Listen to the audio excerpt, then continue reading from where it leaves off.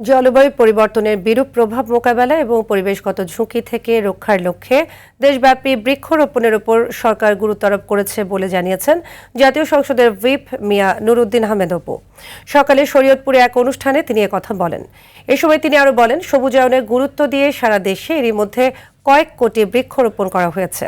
দেশের দুর্বৃত্তরা নির্বিচারে বনভূমি নিধন করায় পরিবেশের ভারসাম্য নষ্ট হচ্ছে বলে অভিযোগ করেন তিনি।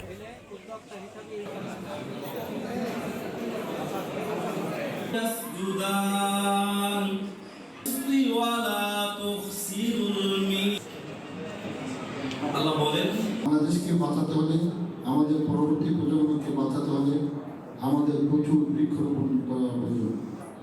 তারই ধারাবাহিকতায় আমাদের প্রয়োজন অনুযায়ী আমরা বৃক্ষরোপণ করব।